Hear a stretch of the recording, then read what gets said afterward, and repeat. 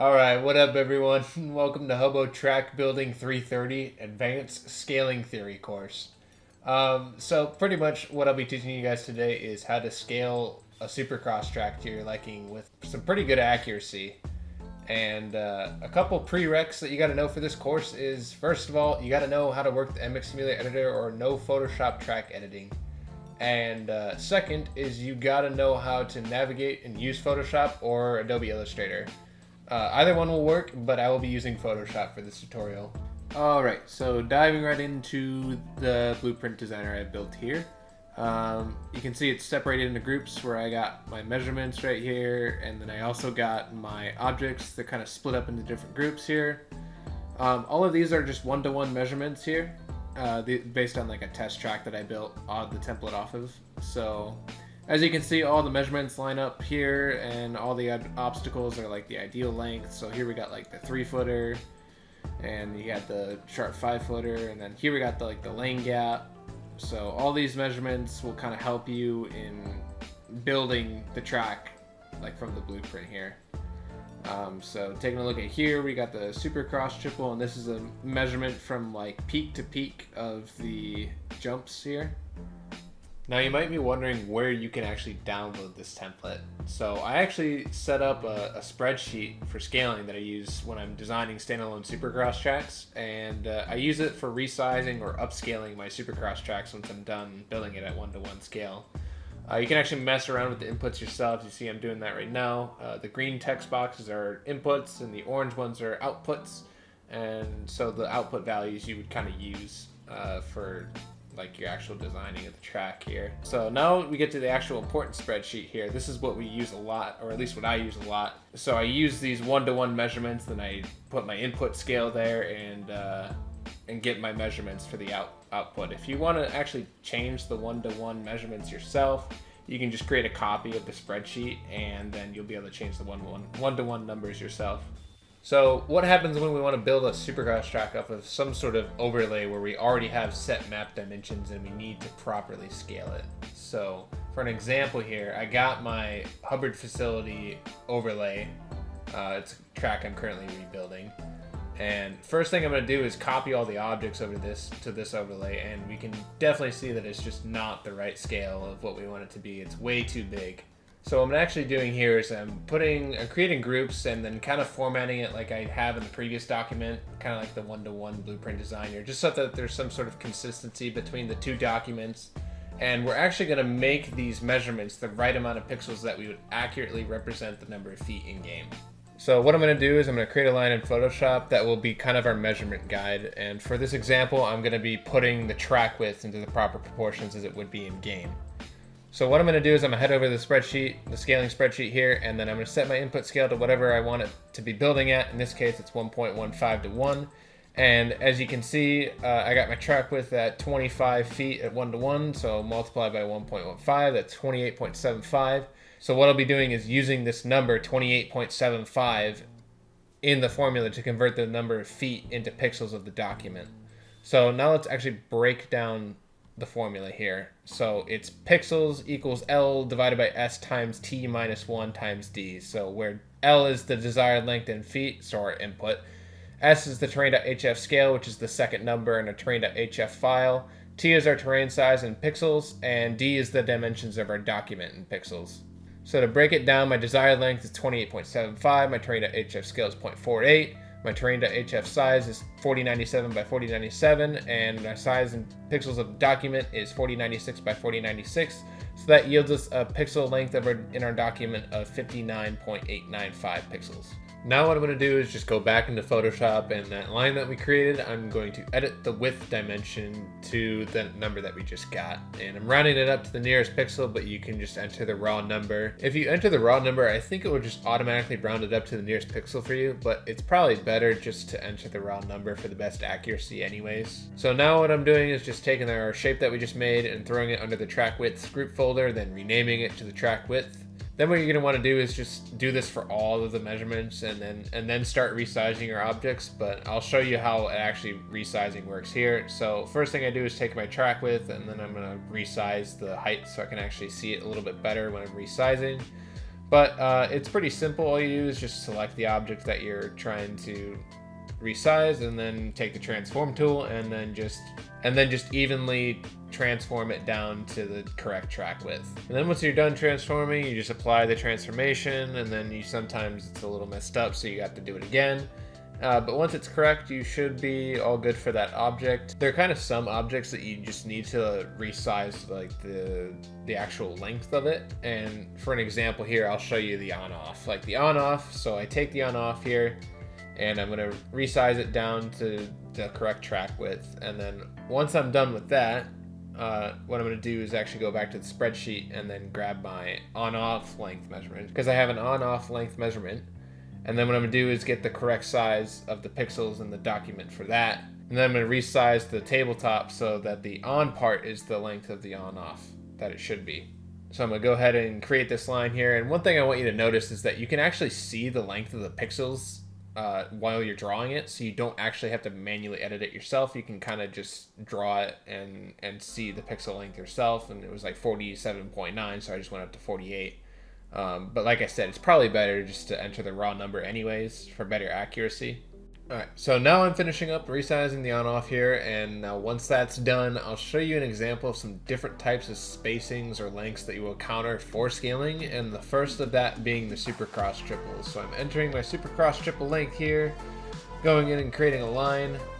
And so the Supercross triple, most jumps like a Supercross triple will have like the peak-to-peak measurement that I use for calculating the proper length, and an example of that being the finish line. And so now I'm resizing it to be the correct track width, and now I'm doing the correct peak-to-peak measurement, so now it's the correct length and width. And then now I'm going to move on to resizing the berms. So for the 180s, I take two objects, split them by the lane gap measurement here, and then resize the berm so that the berm covers each side of the track. Now next up is the 90 and the 135, and those berms I kind of just guesstimate. There's no real way that I've come up with yet for consistently sizing your 90s and 135s, but it's probably best just to use your 180 as a guide for what you think the size of the berm should be. For example, the 90 is about a little bit more than half of the 180, and the 135 is about 75% of the 180. Alright, next up is the dragon's back. So the measurement I use for the dragon's back is the base up to the peak of the top whoop. So that's kind of a length that can be kind of confusing. So I'm kind of showing you here. So I resize it to the track width here, and then I grab my measurement and then move it to the base, and then I resize the top whoop here to be at the end of the measurement here. Alright, next up here is the ski jump, and the ski jump is a measurement that measures the entirety of the jump from beginning to end. So that's kind of another weird one that kind of an outlier in terms of measurements. So you can see here, it's kind of long. You might actually want to mess around with that measurement yourself, that 1-to-1, because it is pretty long, but it doesn't really matter. It's a ski jump. It's not like it's the scale of a ski jump entirely matters, as long as it just feels good. Alright, what I'm doing now is grabbing my 3-footer to 3-footer / 5-footer gap spacing and my 3-footer to on-off spacing, and building a little mini track to kind of highlight how I kind of space out my jumps here. If you want to know the lengths for some special obstacles, such as like the 5-footer to 5-footer or the dragon's back to 5-footer, all I do is just take the 3-footer to 3-footer / 5-footer gap and then resize it so the length of the gaps is what the measurement says it should be. There's not really much for me to say while this is being built, so you can kind of just watch the sped up footage here, and I'll butt back in once I have something important to say.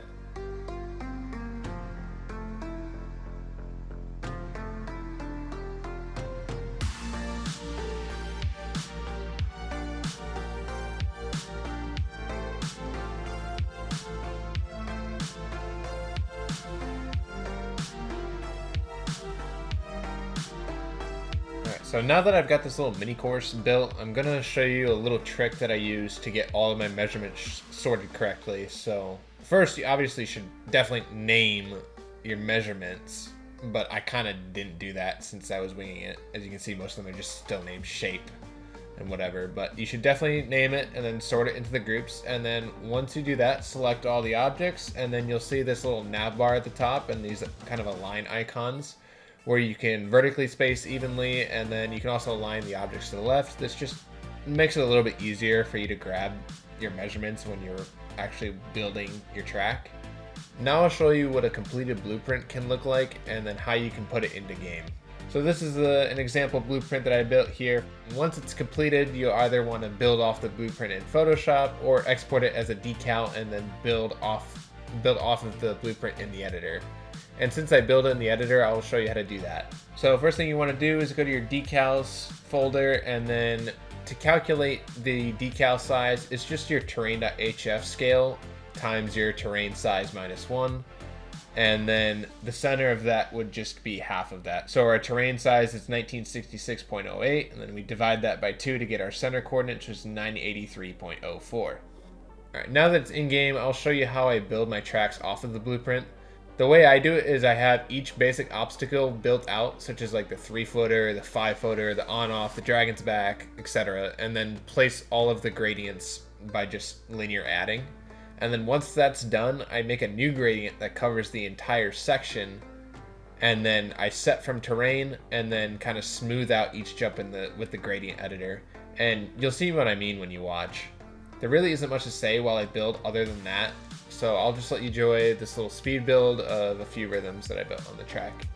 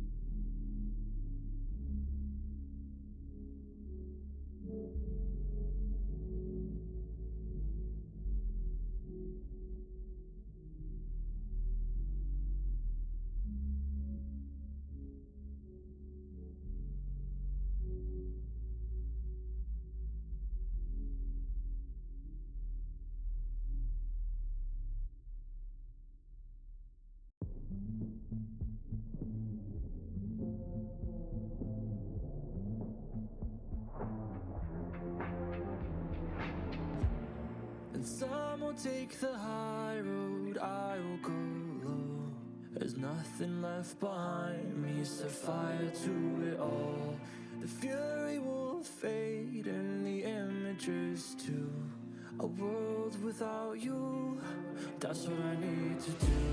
So pardon me while you fade, whoever you used to be. And now I won't remember you.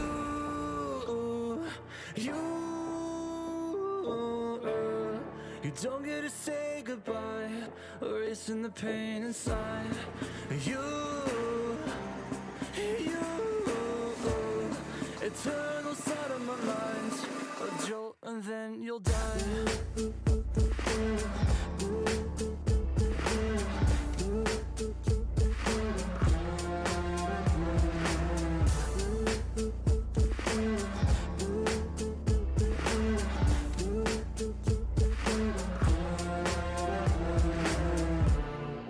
Will I wanna go back? Will I ever try? Maybe this is the end, my better paradise. So pardon me while you fade, whoever you used to be. And now I won't remember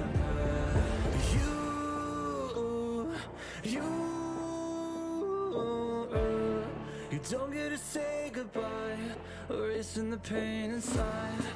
You, eternal side of my mind, a jolt and then you'll die.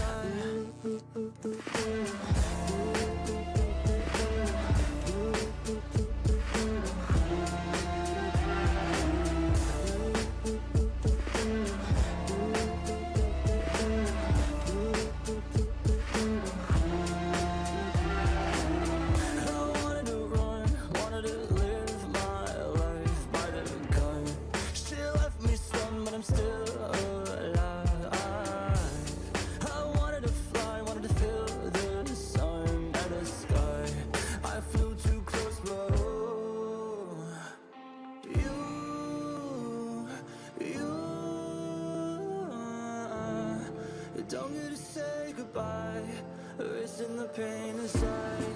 You, eternal side of my mind, a jolt and then you'll die. Thank you guys for making it this far, and this is one of my first track tutorials, so let me know how I did, and if you guys have any questions or you want to see any more of Hubbo track building courses from me. And I could make some simpler tutorials in the future if anyone is interested in that as well. But anyways, that's all for me. Peace out, guys.